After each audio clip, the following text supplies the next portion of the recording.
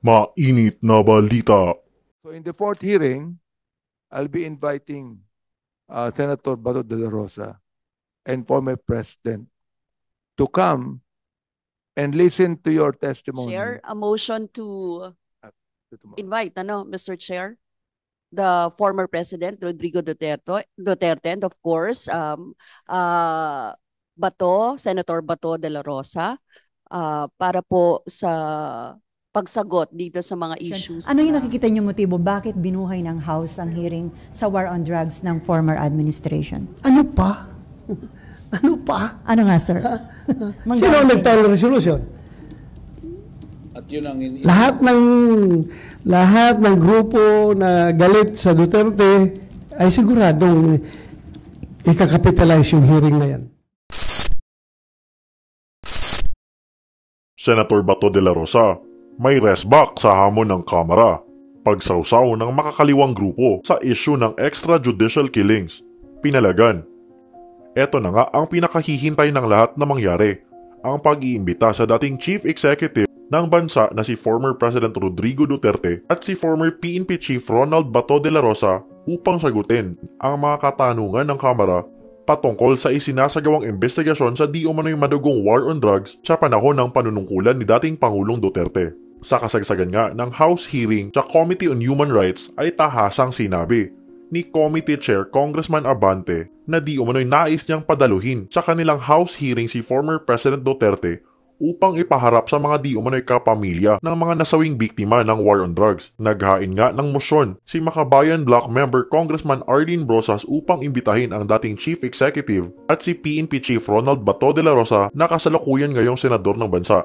Kasabay din niyang iminungkahi na isama na rin si dating Senadora Laila de Lima bilang isa sa mga resource persons. Sumagot naman si Senator Bato de la Rosa sa hamong ito at sinabi na hindi niya kailanman papayagang dumalo si former President Duterte na mag-isa dahil nakahanda siyang samahan ito kahit saan. Ayon din sa senador, ay kinuha niya muna ang opinyon sa kampo ni former President Duterte kung sakaling dadalo ito ngunit tila walang balak ang dating Pangulo na magpakita sa nasabing pagdinig. Kaya't minarapat na lang din ng senador na hindi dumalo. Nagpaalam naman siya at humingi ng payo mula kay Senate President Chis Escudero at ayon pa dito ay tila ayaw ng Pangulo ng Senado na dumalo ang senador sa kadahilan ng hindi na nabanggit. Banat naman ni Senator Bato ay tila paulit-ulit na lang daw ang issue na ito na parang sirang plaka na pabalik-balik. Di umano ay pasimuno na naman ito ng mga makakaliwang kilusan na siyang utak sa resolusyon upang muling buhayin ang isyong ito. Sa pulisiya ng war on drugs o tokhang ng dating Pangulong Duterte. Kaya po naganap itong maraming pagpaslang. We may inform the former president of this hearing. So he knows, no? I would be, to my colleagues here, I would even suggest that later on, we should invite the former president.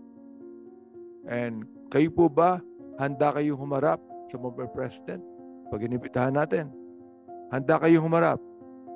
All right. Okay. Your Honor. Mr. Chair. Well, we inform him today, no? Them, no? Of this hearing, di ba? Okay, and this is a third hearing. So in the fourth hearing, I'll be inviting Senator Bato de la Rosa and former President to come and listen to your testimony kung handa kayo na to face him on that. Handa po ba kayo? Okay, so Comsec, we're going to invite Senator Bato now. Mr. President. And the former President. Sorry. Mr. Chair. Sorry. For the next hearing. Can I hear a motion to that, please, to that effect? Mr. Chair, a motion to invite, Mr. Chair, the former President Rodrigo Duterte, and of course, Senator Bato de la Rosa, para po sa pagsagot dito sa mga issues na ina-allege, no, sa mga issues na inihahapag ng mga EJK victims and their families. Okay. Second the motion, Mr. Chair. There is a motion to invite the former president in the next hearing after tomorrow, and Senator De La Rosa. Okay? Mr. So, Chair. And there is a second. So if there's no objection, same is approved. Mr. Mr. Chair, Chair. i-conclude ko lang, no? Mr. Yung Chair, aking tanong. before po dun sa before proceeding to the questioning, Mr. Chair, kasi nandun na tayo sa pag-invite, Mr. Chair, baka din ma-fortify pa natin kung ano talaga yung nangyayari sa war on drugs. Kung, Mr. Chair, since mga victims yung nandito, baka meron pang isa, for example, si dating Senator Laila De Lima, para maging resource person din natin kaugnay sa war on drugs, since she is one of the di ba, matindi din yung kanyang hinarap nung nakaraan. Siguro if the body will So you're also approve. making a motion to that? Yes, Mr. Chair. Mr. Chair, I would like to make a motion to invite as resource person former Senator Laila De Lima in this chamber, Mr. Chair. Is there any second? Second, Mr. Chair. Moved and seconded that Senator De Lima should be invited. No objection. Same is approved. Mr. Chair. Okay. Unahin natin yung invitation ng Committee on Justice sa inyo, kay dating President Duterte. Decided ka na po ba not to attend sa House inquiry? Yes, decided ako. Siya lang, samahan ko talaga siya. But this morning and last night, I have received an information na talagang ayaw niya rin pumunta. Ayaw niya mag-attend. So, case closed na. Hindi talaga ako pupunta. So final na. Ano yung concern nyo? Institutionally enshrined tradition of the legislature na yung interparliamentary or inter-chamber courtesy. So, Sabi ko nga, wala akong problema. Yun nga lang. I choose not to attend. May option naman tayo eh. They can invite us. And we can also invite them. But we reserve the option to attend or not. And also them, pwede rin silang imbitahan at pwede rin silang hindi mag-attend. Depende sa kanila. Depende rin sa akin. So, my final decision is not to attend. pero so hindi ba parang mapagkakaitan kayo ng chance to answer directly yung mga issue may kaugnayan dun sa nangyari sa war on drugs ng former administration? Hindi yan ay pagkait sa akin because noon pa man, hindi pa nakulong si dating Senator Laila De Lima, nag-imbestiga na siya noon. At saka yung House of Representatives, nag-imbestiga na rin noon. So parang tingin ko, ipabalik-balik na lang yung investigation. If they have the goods, they have the evidence, then why not file in court right away? So pabalik-balik na lang. So sabi ko, for me, I find it useless to attend. Dahil masasayang lang yung oras natin and pabalik-balik lang yung tanong, pabalik-balik ang sagot. So sir, pabalik-balik ang tanong, pabalik-balik ang sagot, pabalik-balik ang investigation. Ano yung nakikita niyo motibo? Bakit binuhay ng House ang hearing sa war on drugs ng former administration? Ano pa? Ano pa? Ano nga, sir? Sino ang nagtawag ng resolution? Diba? But then again, I don't like to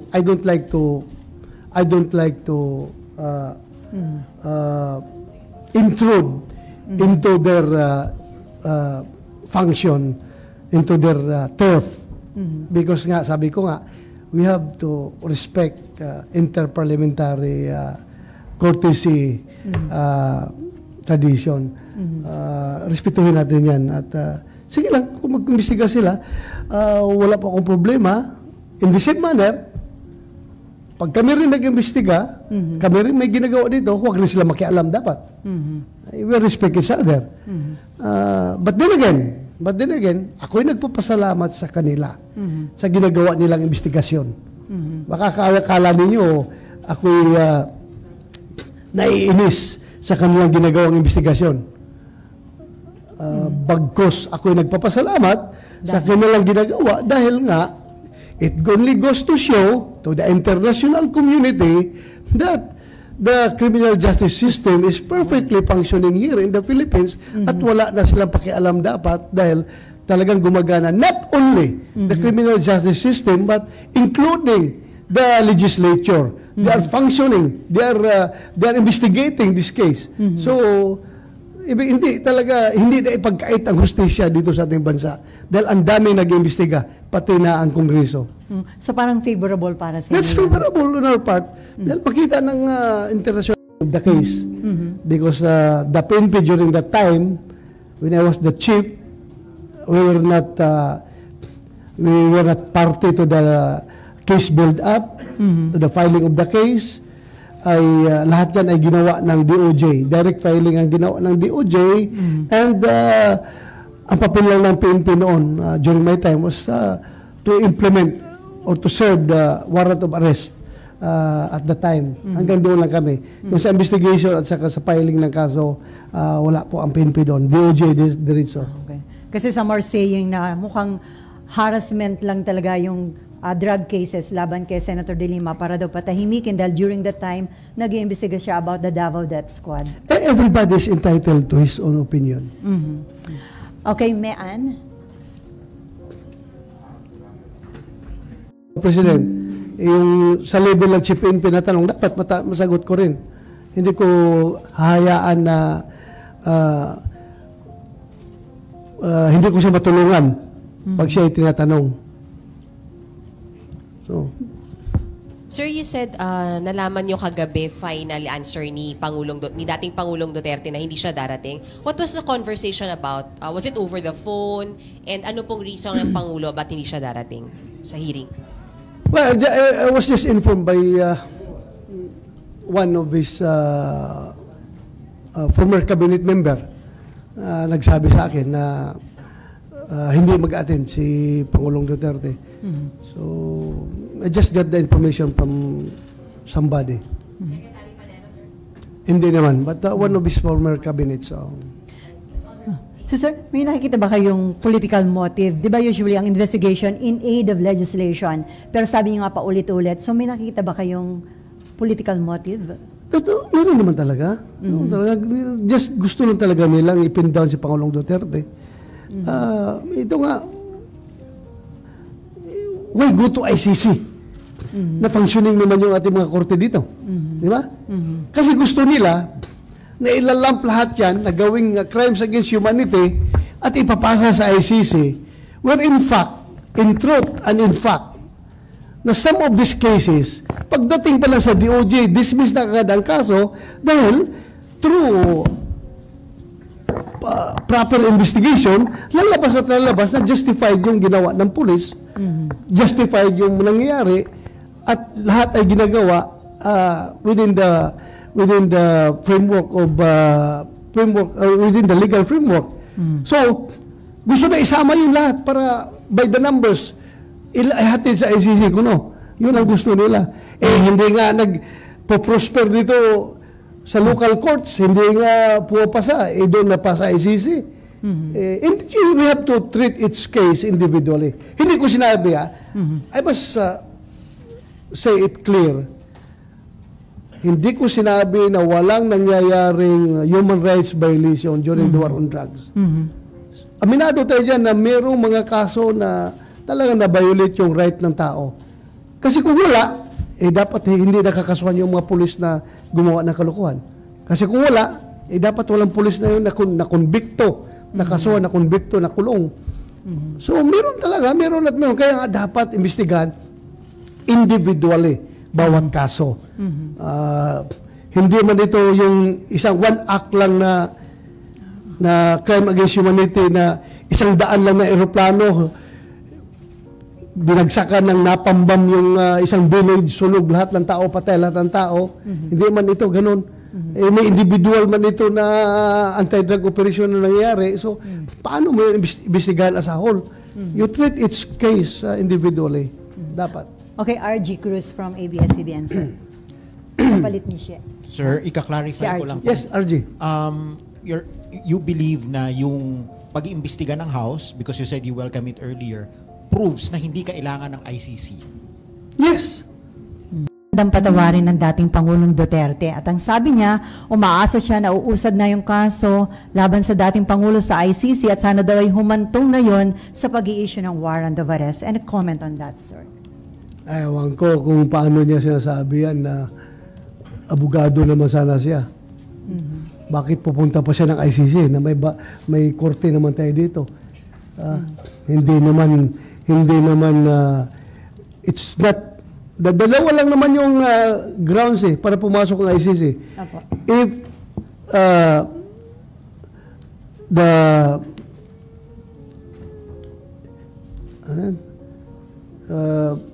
there is no existing criminal justice, working criminal justice in the territory, or the local authority is not acting on it. Parang ganun. Dalawa lang yan lahat naman yan, ang answer sa dalawa is parehong yes. Parehang no. Parehang no. Di ba? Parehang no ang sagot doon sa dalawa na yun. Okay, related question pa rin from Mean and then Raymond. Sir, isa na lang sa akin on this matter. Related din doon kay Senator De Lima, doon sa latest interview niya after she was freed, sir.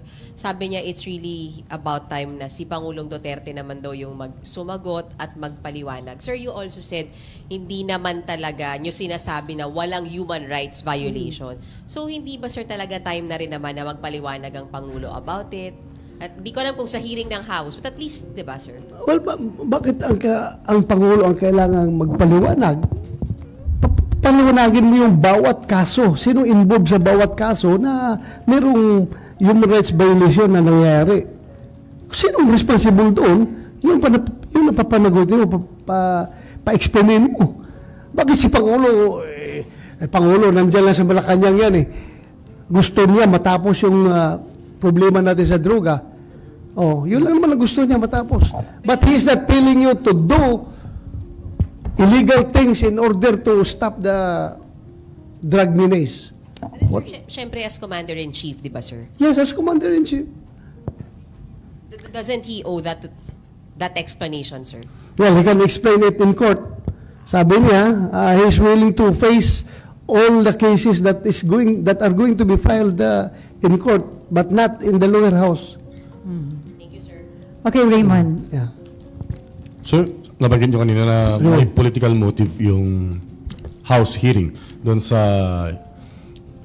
Duterte, ICC, and yung human rights.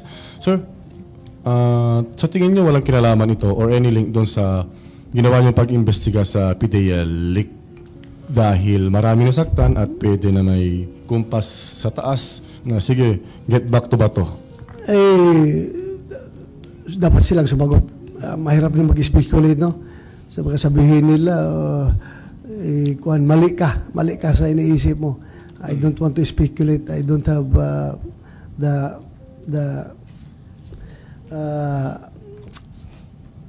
the correct information. As of now, wala akong information sa ganon. Yung may binabagay si Senator De Lima after being freed, sabi niya, babalikan daw niya yung mga may, kumbaga nasa likod ng kanyang pagkakakulong for 6 years or more.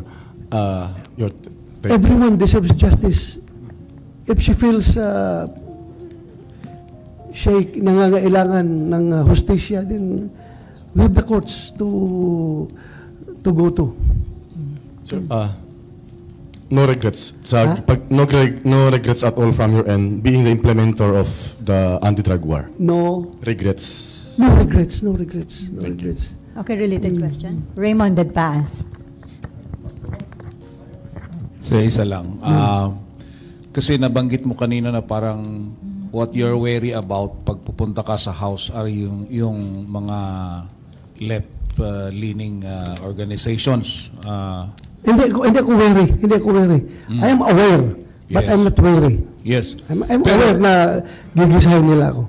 Pero considering the simmering political situation ba doon ba kayo lang ba talaga nakatingin na pwedeng magdiin sa inyo yung mga grupong ito or may mga other groups considering yung nangyayari sa political situation natin ngayon?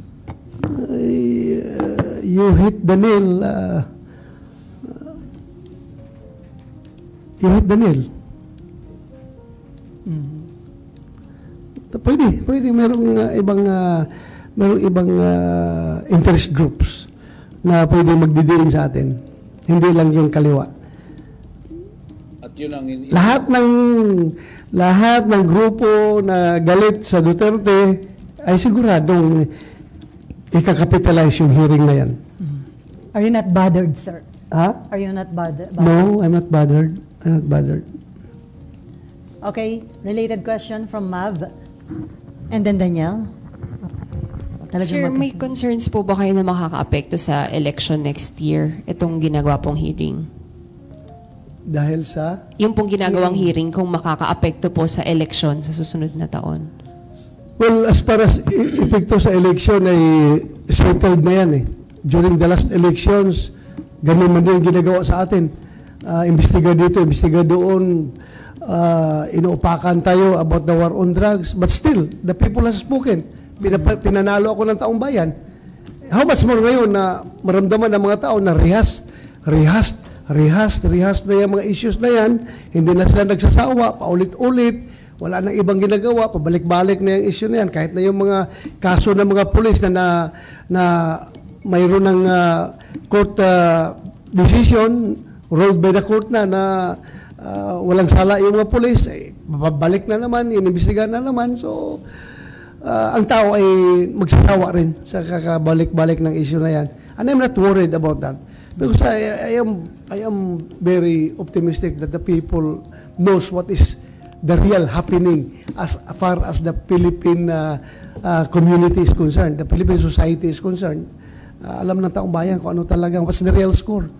So, ipawabaya ko lang sa taong bayan kung anong kanilang decision sa akin. So, sir, as of now, 100% you are running? 100%. Yeah. Magpapare-elect ako. So, sir, in-expect nyo na ba na nung nawala na sa posisyon ang Duterte administration, may gagawing ganito under the Marcos administration laban sa inyo? Wala ba ito sa naghiwalay na ng landas ang Pangulo at si BP Sara? I was expecting that magandang takbo dahil uniteam nga. Yeah, diba? Uniteam nga, di ba?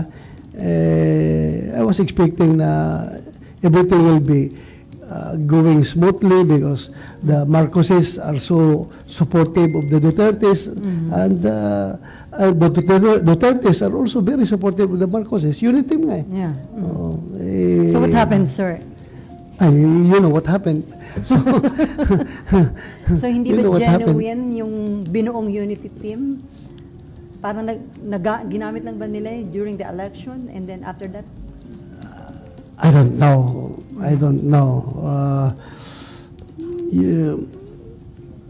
Sige lang. Bahala na kayo dyan. Mag-isip kung ano nang... Anyway, yes. Si Daniel muna. And then, related question ka rin, Daniel. Sir, klaruhin ko lang yung kanina. May human rights violation kaya nag-iimbestiga. Nung time nyo sila, kahit yung time nyo lang, sir, meron talaga? Meron. Napakasuhan nga yung mga pulis na gumawa yung may bata na binaril doon sa Caloocan, di ba? Ano pa yun? Hindi ba yun violation ng human rights?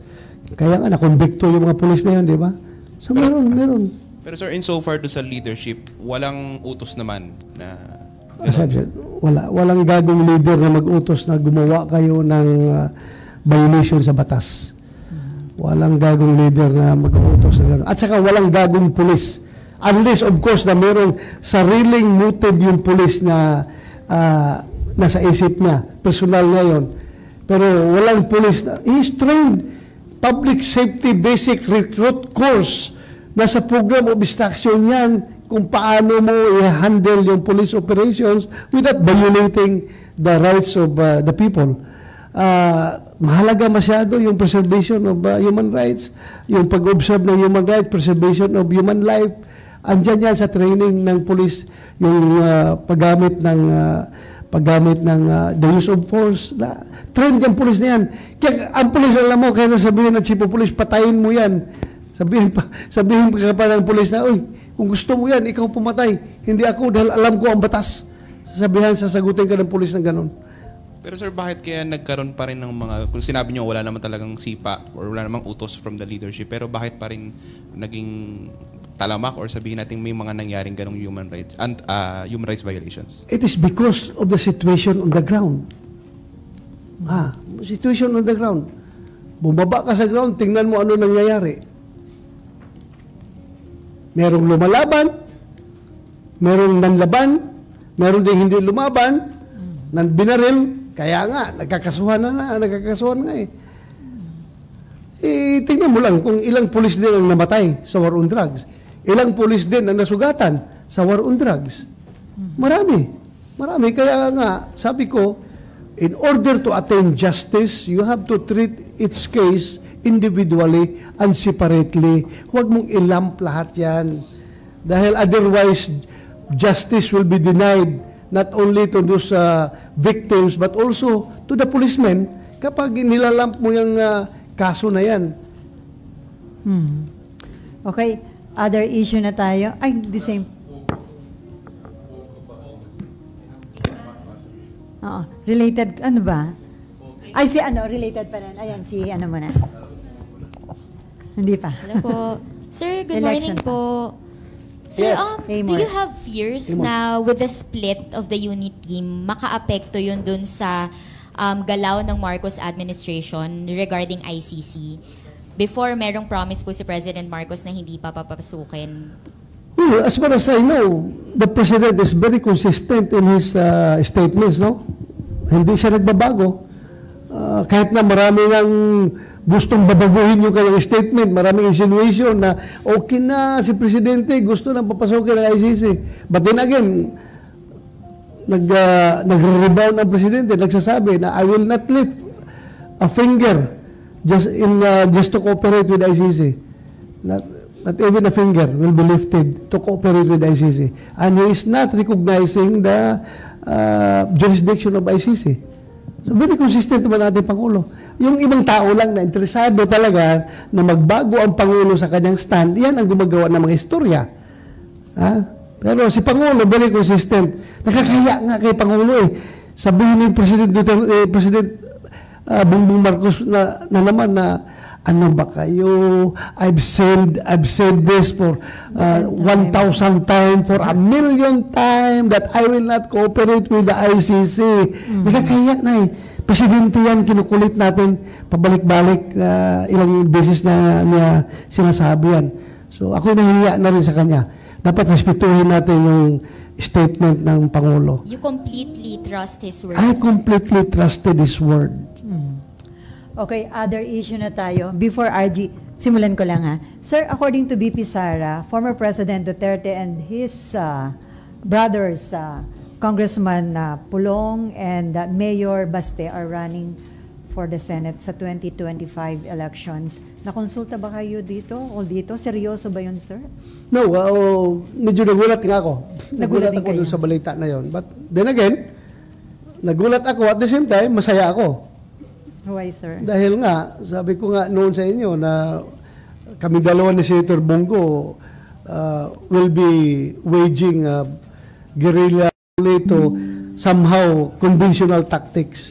From unconventional to sort of conventional, little conventional. RG. Sir, I have two questions. Yes. Ano pong inyong masasabi dito sa pinupropose ni dating Senator Trillanes na anti-Duterte unity ticket? Well, anybody can form a unity. Very influential yun, mother yun eh. In any family, malaki ang papel ng mother. Everybody loves her mother, his mother. So, just like that family, mahal na mahal nila yung nanay nila. Lalong-lalo na si BP Sara. Love na yung mother niya. Do you think matutuloy talaga itong 3 Duterte ticket, 3 Dutertes in the Senate based on what is supposed to be her pronouncement? Well, hintayin natin yung filing of candidacy kung talagang magpapile sila.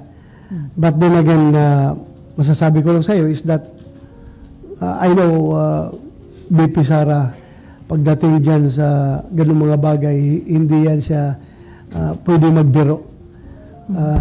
Yung mga kapatid na niya yan ang mga kapatid na niya yan ang at stake. So, pag sinabi niya yan, malaki ang posibilidad na talagang mangyayari yan. Okay. Sir, yung sinabi ni Senator Trillanes, indication ba yon na threatened pa rin at sa tingin nila malakas pa ang Duterte forces kaya kinakailangan mag-unite ng opposition and other groups? Baka ganun ang pagtingin niya. Ganun ang pagtingin niya. Bakit, so, hindi na sila magiging opposition, yung liberal. Magiging administration na sila kung mag-unite sila with Malacanang. Di ba? So, maging administration na sila. So, gusto nilang gawing opposition ngayon, yung mga Duterte. So, sa tingin niyo, malakas pa sa tao si dating Pangulong Duterte? Napakalakas. Napakalakas pa rin. Kung basahin mo yung survey. Survey, napakataas ang survey sa kanila. At ikaw mismo, kahit na magtanong ka sa mga ordinarong tao, palagi sinasabi ng mga tao, bumababa ako. At sabi, sir, sana bumalik si Pangulong Duterte. So do you think, sir, it's about time to have anti-dynasty law or hayaan ng taong bayang magdesisyon? Do you think makalusot yung anti-dynasty law? How old is the 1987 Constitution? How old? 30 plus years? It is 37 years old. And yet, until now, there is no enabling law as far as that anti-dynasty provision in the Constitution. Wala pa rin. Hindi kayo nagtatanong, why? Dahil? Because, ang gagawa ng batas na yan din ang tatamaan. Yung mga congressman at mga senador na merong sariling dynasty, sila rin natatamaan. So, sino ang gagawa ng saya ako dyan sa kakausap sa mga kasamahan ko na tulungan niyo ako, ipasa natin itong anti-dynasty bill. Ilang boto kaya makuha ko dyan? Pero personally, sir, dahil wala kang kamag-anak, personally, sana gusto mo magkaroon na tayo ng batas kontra dynasty. Ako rin, although, sa nakita ko na kasi, sa nakita ko ngayon, forgive me kung kayo'y anti-dynasty. Sa nakita ko ngayon, bakit natin ipagkait sa taong bayan kung ang serbisyo ng tao na yan ay kinakailangan nila? Halimbawa, umalis si Pangulong Duterte as mayor ng Davao City. Tumakbo si Inday Sara, nanalo siya. Kasi gusto ng taong bayan talaga na siya ang magpapatakbo. Kung meron tayong anti-dynasty bill, hindi na siya pwedeng tumakbo. Si Inday Sara as mayor. Para iba na naman tumakbo. Maganda yan. Malaking chance yan sa iba na pwede maging mayor ng Davao City. Pero ang tao mismo ang mag-decide. Kaya nga tayo democracy because the people will have to decide on who is going to be their leader. Gusto ng taong bayan na si Mayor Inday Sara ang gusto na maging mayor. So, yun, nanalo. Sa Senado. Bakit nanalo palagi ang mga bilyar?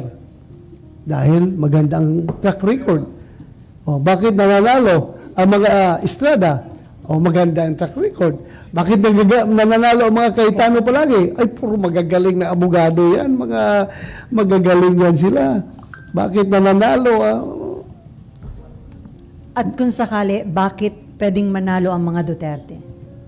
Ay, magagaling na leader yan. Nasa DNA nila yung pagka-leader na magaling na may bayag, lumalaban at hindi yan naatras sa anumang laban. That's the leaders that we need. Lone Ranger sa campaign. But isn't it too much, sir? Tatlo-tatlo sila. Hindi ba pwedeng mamili lang ng isa na mamanokin, sir? Well, para sa akin, kung hindi mo nga mapipigilan yung mga siraulo, yung may mga katok na sige file ng COC every election, yung mga nuisance candidate nga, di ba? Hindi mo pwedeng mapipigilan. Ito pa kaya yung mga dating congressman, dating mayor, dating presidente ng Pilipinas. Mapipigilan mo yan? So, hindi mo talaga mapipigilan yan. Hindi mo mapipigilan. Sir, Kahit sabihin mong too much, ha? Kahit sabihin mong too much. Sabihin mo too much dahil marami. 3 Duterte na senador. Sabihin mo too much. Pero ang tao pa rin ang magdedesisyon kung gusto nila. That's why we have an election para i-elect ng taong bayan kung sinong gusto nilang i-elect. Ha? But for you, sir, you don't think 3 Dutertes running in the 2025 elections, you don't think it's too much? For me? Yes. Okay na rin sa akin yan. Okay na sa akin. Okay lang. Kaya sabihin lang, bakit ka naman natutumat sa porque Duterte? Natutumats ka, yung 2 Cayetano, hindi ka natutumats. Yung 2 Marcos, hindi ka natutumats. Yung 2 hindi ka natutumats. Kung dapat, kung too much, more than 1, that's too much already. Kung standard natin sa too much, ha? Porque Duterte, at nagiging 3, too much na. Di ba? So, dapat hanggang 2 lang, sir. Ha? Dapat hanggang 2. Pag more than 2, that's too much na. Okay din sa inyo kahit 3. Okay na ako. Okay na ako. Basta magpe-perform lang sa trabaho. Okay na ako. Sir, yung mga political analysts, a lot of them are saying masyadong madrama tong pamilya Duterte, tatakbo, hindi, tatakbo, mag-withdraw, ganyan. So, pero kayo, sir, naniniwala ba kayo sa sinabi ni VP Sara na 3 Duterte sa 2025? Or you think baka may hint of joke lang din, sir, na hindi naman talaga? O seryosohin ba to, tingin nyo? Naniniwala ako. Naniniwala ako. Ha? Bakit, sir? Kasi hindi naman talaga nagjo-joke yan si Inday Sara, si BP pagdating sa mga kapatid niya. Hindi yan nagjo-joke. So, hintayin na lang natin later pagdating sa filing of candidacy kung makapag-decide sila na isa na lang ang pwedeng patakbuhin. O 2 na lang. Depende na. Hintayin na lang natin. Basta pag sabi mong joke, I don't think it's a joke coming from her. Sir, do you see, isa na lang sa akin, sir, do you see PDP Laban rising from the ashes after this decision po? Kasi, syempre, sir, alam naman natin, humina yung PDP Laban nung, syempre, on the rise of PBBM kasi nagtalunan papunta sa kanila. And humina po yung partido nyo. Anong epekto ng 3 Duterteng tatakbo with former president po, leading PDP Laban? Kawawa naman pala kung may pagtingin mo sa akin ngayon, assist na pala ako ngayon. Abo na lang. Abo na pala kami ni Bongo. Senator Bongo ngayon. Kasi kaming 2 na lang naiwan eh. Rising from the Sir, 2 na lang. Nagpaalam na. Ay, baka 3 pa rin. O 4. Sir, nagpaalam na. Hindi pa si Rubinor Padilla, di ba? Si Padilla. Ito, sir, nagpaalam na. Hindi, sa re-electionist lang. I'm talking about the re-electionist now. 2 kaming talagang nasa PDP Laban, sigurado. So, hindi na, si Majority Leader Tolentino, sir? Hintayin lang natin kung anong maging desisyon niya, pero I cannot speak for in behalf of himself. No. Hintayin lang natin kung anong maging desisyon niya, anong sabihin niya. Basta ako, kaming balon ni Senator Bongo, nag-usap kami na walang iwanan. Magtutulungan kami sa aming gagawing kampanya. Yun nga, so lalakas ba ulit yung PDP Laban? Yung tanong pala. Sorry, hindi kita nasagot sa tanong. Mukhang lalakas dahil may Duterte. May Duterte. At alam natin yung followership ng Duterte. Napakalakas. So, babangon uli ang PDP Laban. Not from the ashes, but from the tomb. Okay, teka. Daniel. Angat uli yan. Daniel and then Mav. And then Raymond. At hindi si BP Sara? Everything is possible. Napapag-usapan na yan talaga. Hindi naman napag-usapan. Pero posible mangyari yan kasi wala namang prohibition sa kanya kung tutakbo siya. Why Baste, not BP Sara, sir? Ha? Hindi ba mas kilala na si BP Sara? I don't know. We have to ask them. Dahil kailangan sabi niyo nga kailangan kung anong kanyang plano. So we have to understand each and every one of us dahil crucial yan for our continued survival dito sa Senado. So if you want to survive, you have to make your own plans. You implement your own plans. So ganun yun. So nagsabi na po siya na aalis ng PDP Laban, sir? Hintayin mo na lang. Siya na lang tanungin mo. Sila na lang ang tanungin mo para... Ha? Ano? Tanungin na lang ninyo. But still, we remain as very good friends and very supportive of each other kaming magkasama. So right now, sir, nasa PDP Laban pa? Or wala na? Right now, siya na lang tanungin nyo. Kasi mahirapan kung baka mamaya mag-change of mind siya. Bumalik. O na hindi, alam mo na, very fluid ang political situation. So, mahirap na magsalita para sa kanya. Okay. Raymond, Malu, and then Jojo. Ay! Okay. Raymond, and then Jojo. Si Senator Tolentino, malaking kawalan ba o parang wala lang? Okay lang na kakalas sa PDP? If ever na matutuloy nga siya, okay lang? Malaking kawalan kung mawala sa amin dahil nga napakagaling na abogado yan at napakagaling na senador. Napakagaling na senador yan. Hinahangaan nating lahat yan. Matalino, magaling. Kung satisfied tayo ngayon dito sa mga magkakapatid, mag-ina na nasa Senado, ako, hindi porque kasama ko sila, ha? Satisfied ako sa performance nila. So, bakit natin i-deny yan sa mga Duterte? Lalo na kung piliin sila ng taong bayan. Let the people decide na lang. Let the people decide. And whatever the mandate of the Filipino people, tanggapin natin. Dahil yan nakagustuhan nila. Kung mangyari talaga yan, di ba? So, I will reserve my own comment on that.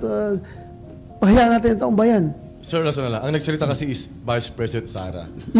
Pero sa pagkakilala nyo kay dating Pangulong Duterte, na hindi naman siya ganun kasakim sa kapangyarihan, do you think he will allow his two sons and with him to be at the Senate at the same time? Mayor Baste kay Bongo. Wala, hindi siya. Kung nakikialam siya doon, baka hindi magsalita si Baste ng ganun. So, ganun po siya na father. Hayaan niya yung mga kuwan niya. Okay, Jojo. Sir, follow-up lang kay Senator Tolentino. Bakit nyo nabanggit na maaaring tumalon sa ibang partido si Senator Tolentino? Nakarating na ba sa inyo na kinakausap siya ng lakas sa ngayon?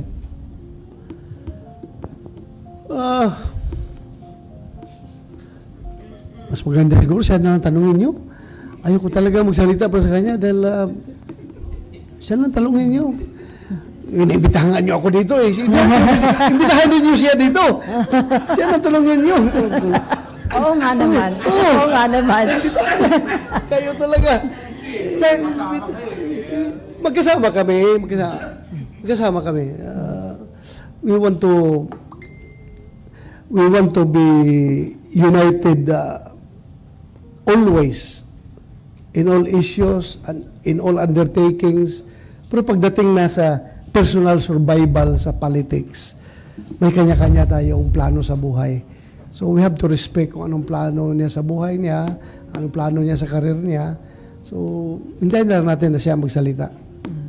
Sir, kung sakaling makipag-join force yung Pink Forces sa Marcos administration, ang sabi mo nga, paano, magiging admin na ba sila?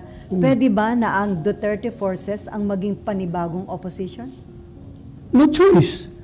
Ganun na mangyayari. No choice. Ano bang mangyayari dyan? Wala nang opposition. Nandun na yung mga yellow, mga pink kasama na sa Malacanang. So, paano ma-fiscalize yung affairs of the state kung walang opposition? Opposition. So, At saka, ang tao naman ang nagtitingin dyan eh. Kung gusto nila yung Duterte Black ay magiging opposition, parang nasa tao yan kung anong gusto nila sa mangyayari dito sa Duterte Black kung magkakaroon ng ganung kalaking Duterte Black. So pwede nga sir yun na mag-emerge ang bagong opposition at ito yung Duterte forces.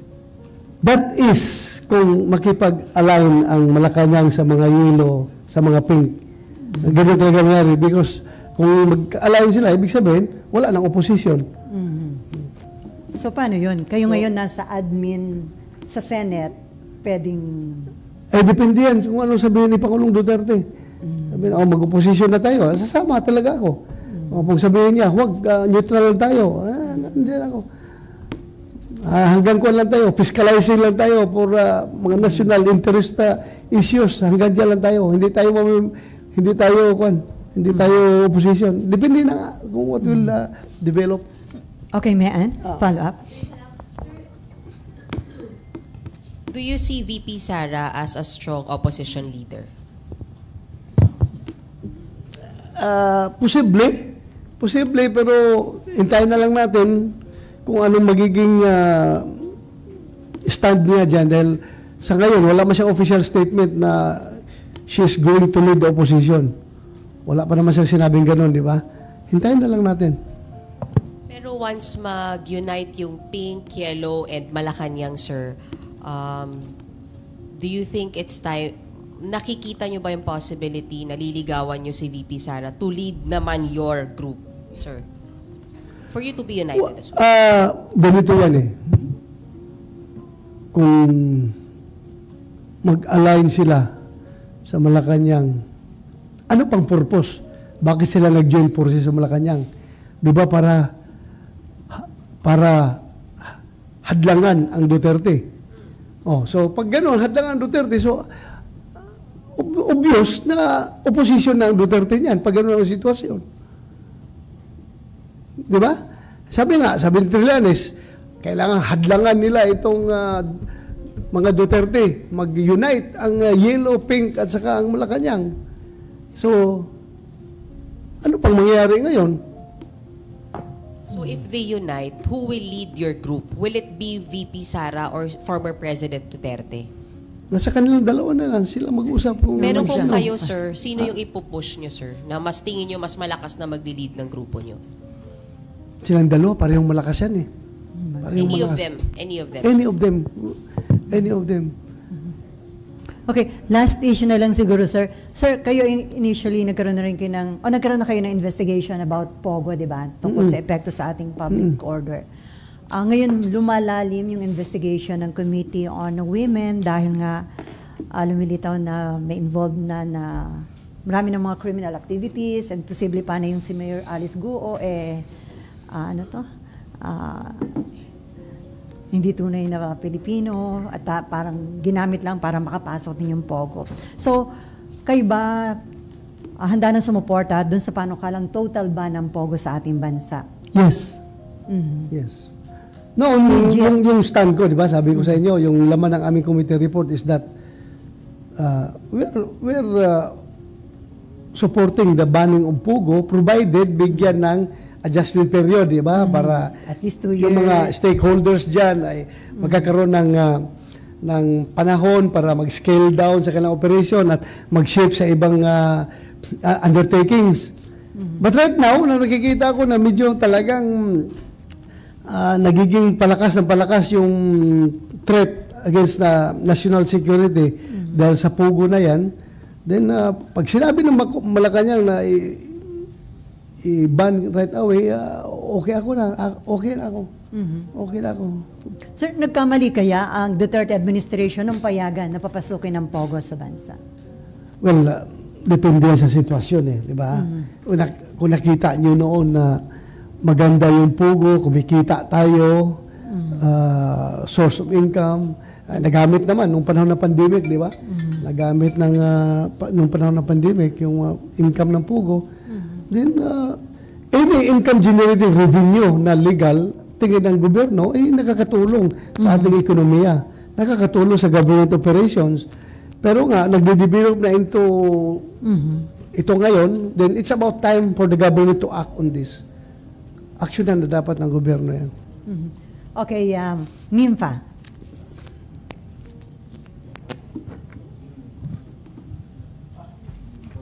Sir, di ba nag-hearing din kayo sa Pogo? May committee report na ba tayo doon? Or Meron.